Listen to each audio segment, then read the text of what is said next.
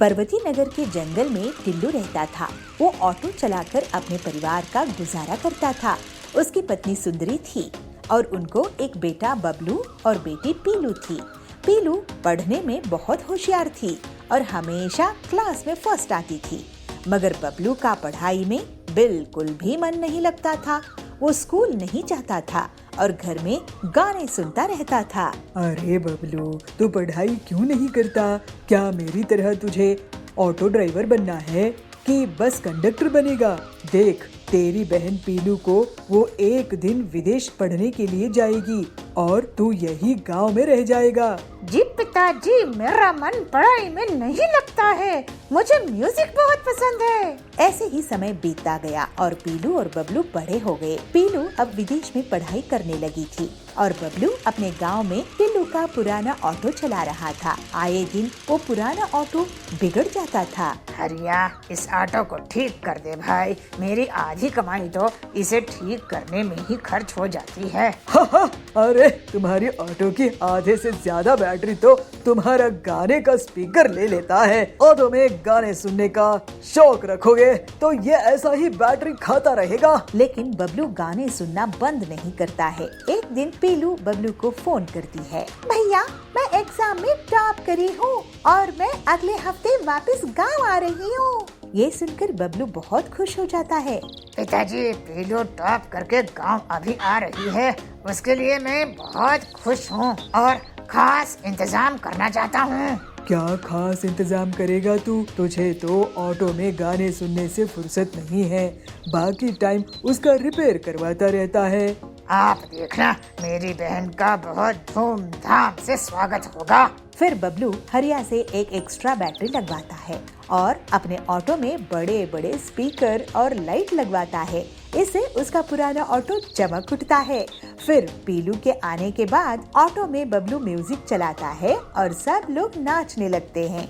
इस तरह से वो अपनी बहन का स्वागत करता है। भैया, तुमने ये ऑटो तो बहुत अनोखा बनाए हो। अब तुम इसे ही डीजे ऑटो बनाकर काम शुरू कर दो। गांव में तुम्हारे ऑटो जैसा कोई नहीं होगा। यहाँ पर तो शादियाँ होती ही रहती है। बाकी बर्थडे या कोई पार्टी में ये बहुत चलेगा। तो बबलू कहता है, वाह बहन, क्या आइडिया दी हो। इसके बाद बबलू बहुत खुशी से अपने ऑटो को सजाता है और उसे डीजे वाला ऑटो बनाकर चलाने लगता है। टिल्लू भी ये देखकर खुश हो जाता है कि आखिर उसका बेटा अब अच्छी कमाई कर रहा था। बबलू अपने शौक और मेहनत को मिलाकर नई चीज तैयार किया था। शादियों में उसकी बहुत डिमांड रहती थी। धीरे धीरे उसने एक और डीजे ऑटो बना लिया। फिर वो सब हंसी खुशी रहने लगे। हीरापुर के जंगल में पीलू अपने पति बबलू के साथ रहती थी। वो दोनों पति पत्नी पंक्चर बनाते थे। ऐसे ही एक दिन टिल्लू उनकी दुकान में पंक्चर बनवाने के लिए आया। अरे मैडम, आप पंक्चर बना रही हैं? हाँ भाई साहब, मैं औरत हूँ तो क्या पंक्चर नहीं बना सकती? आप फिक्र ना करें, हम लोग बहुत अच्छे से पंक्चर रिपेयर करते हैं। आपको शिकायत नहीं होगी। ये तो बहुत खुशी की बात है। टिल्लू के जाने के बाद बबलू कहता है, आज का दूसरा ग्राहक था ये। इतनी मेहनत के बाद भी कमाई नहीं होती है। पीलू एक दिन वो अपने पति से कहती है, सुनिए जी, हमारा ज्यादा फायदा नहीं हो रहा है क्योंकि हम दिन में सिर्फ 20 पंक्चर ही ठीक कर पाते हैं। हम कम से कम 30 पंक्चर बनाने होंगे। अच्छा, तो मैं कोई जुगाड़ करता हूँ। उनकी दुकान से कुछ दूरी पर कालू कव्वे की भी पंक्चर की दुकान थी। वो पीलू की बात सुनकर हिसाब लगाता है। पीलू चिड़िया, 30 नहीं, मैं तो 50 पंक्चर ठीक करूँगा अपनी दुकान में और तुम्हारी दुकान बंद करवा दूंगा। तो और 50 पंक्चर मेरे पास ठीक करवाने आएंगे, लेकिन उसके लिए मुझे एक चाल चलनी होगी। फिर कालू अपनी पत्नी सुंदरी को बहुत सारे कील देता है और अपनी दुकान से पहले खड़ा कर देता है। सुंदरी आने वाली गाड़ियों के नीचे कील फेंक देती थी, जिससे गाड़ियाँ पंक्चर हो जाती थी और फिर सुंदरी और कालू उनको अपनी दुकान में ले आते थे। इस तरह से वे लोग बहुत पैसे कमाने लगे। अरे आपने देखा कि कालू कैसे लोगों की गाड़ियाँ पंक्चर करके उन्हें ठीक करता है और पैसे कमा रहा है। हाँ, ये बहुत गलत कर रहा है, एक दिन बहुत पछताएगा। लेकिन पीलू और बबलू के पास ग्राहक बहुत कम हो जाते हैं। इस बीच पीलू भाभी, ये देखो मैं आप लोगों के लिए क्या लाया हूँ। ये है ऑटोमेटिक पंक्चर बनाने की मशीन। देखने में साधारण हवा भरने वाले पंप जैसी लगती है, लेकिन इससे आप लोग दिन में 100 पंक्चर बना सकोगे। लेकिन हरिया भाई, हमारे पास तो आजकल 10 ग्राहक भी नहीं आते हैं। फिर पीलू हरिया को कालू और सुंदरी के बारे में बताती है। तो हरिया तोता कहता है, तुम अपनी ईमानदारी मत छोड़ना, बाकी ऊपर वाले के हाथ में है। मैं आज से स्कूल और ऑफिस में लेटर देके आऊंगी कि हमारे यहाँ ऑटोमेटिक पंक्चर बनाने की मशीन है और जो ग्राहक आएंगे उसे हम 50% डिस्काउंट देंगे। ऐसे पीलू सोचती है। तो बबलू कहता है, आइडिया तो अच्छा है पीलू, कम से कम खाने के लायक पैसे तो आएंगे, नहीं तो कालू ने तो हमारी दुकान बंद ही करवा दी है। क्यों बबलू, ये मेरी नई कार कैसी लग रही है? सुनो, दुकान बंद करके तुम मेरे नए घर आना। बबलू पीलू, देखना हमारी दीवार जितनी टीवी है, डबल डेकर फ्रिज है और सुंदरी के पास तो गहने भी है। तुम्हारी तरह गरीब नहीं है हम लोग। तो पीलू कहती है, जाओ कालू जाओ, हम ईमानदार थे, हैं और रहेंगे। कालू उनकी हंसी उड़ाकर चले जाता है। इसी तरह कुछ दिनों के बाद तेज रफ्तार से बड़ी सी गाड़ी आ रही होती है। सुंदरी ये देखकर सोचती है, अरे इतनी बड़ी कार, इनसे तो 1000 रुपए लूंगी पंक्चर ठीक करने का। और वो कार के नीचे कील फेंक देती है। कार डगमगाते हुए रुक जाती है। जैसे ही कालू और सुंदरी उसके पास जाते हैं, उसके अंदर से डाकू निकलते हैं। मैंने देखा कि तूने हमारी गाड़ी पंक्चर की थी। डाकुओं से चोरी, अभी हम तुम्हारा घर लूटेंगे। फिर वो डाकू कालू के घर से रुपये, गहने और फिर कालू की कार चुराकर भाग जाते हैं। हाय, हम लुट गए, बर्बाद हो गए। सारी चोरी की कमाई चोरी हो गई। अब आगे से कसम खाते हैं ऐसा नहीं करेंगे। कालू कसम खाता है। तो पीलू कहती है, हमारी दुकान बंद करने चले थे, खुद ही दुकान लूट बैठे।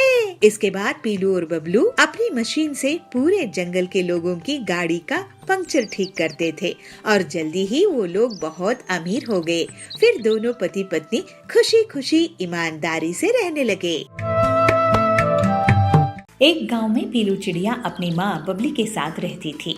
दोनों माँ बेटी खेत में आलू उगाते थे। बेटी पीलू, इस बार बहुत अच्छी फसल हुई है, इस बार हमारा पूरा कर्ज खत्म हो जाएगा, ऐसे बबली कहती है। तो पीलू बोलती है, हाँ माँ, इस बार हम अपना घर भी खरीद लेंगे। लेकिन जब माँ बेटी बाजार पहुँचती तो देखती है कि वहाँ पहले से बहुत आलू बेचने वाले किसानों की भीड़ है और उन्हें बहुत कम दाम मिल रहा है। तो पीलू कहती है, इतने कम दाम में तो हमारी मजदूरी भी नहीं निकलेगी, हम इतने कम दाम में अपने आलू की फसल क्यों बेचे?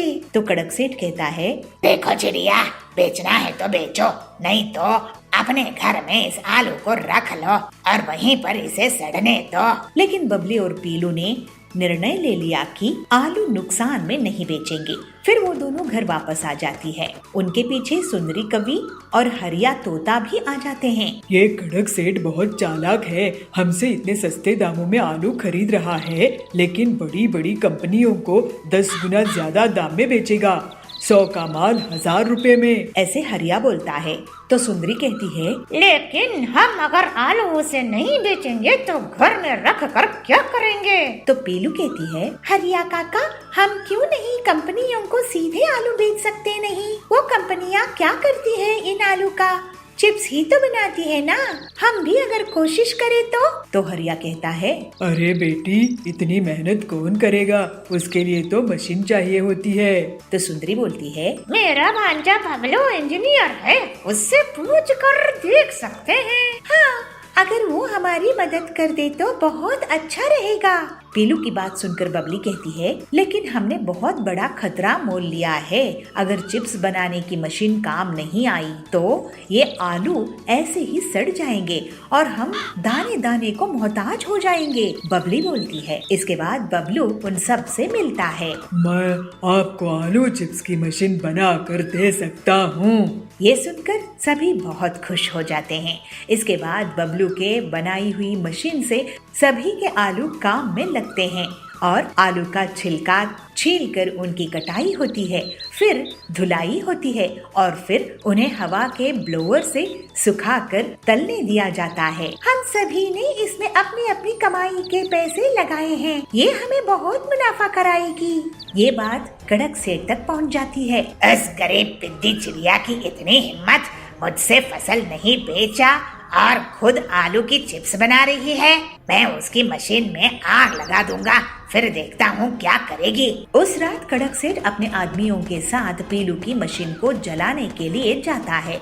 बबलू उसे रास्ते में देख लेता है। अरे इससे मजा चखाना होगा। फिर जैसे ही कड़क के आदमी मशीन में आग लगाने के लिए आगे बढ़ते हैं, उन्हें जोर से करंट लगता है और वो बेहोश हो जाते हैं।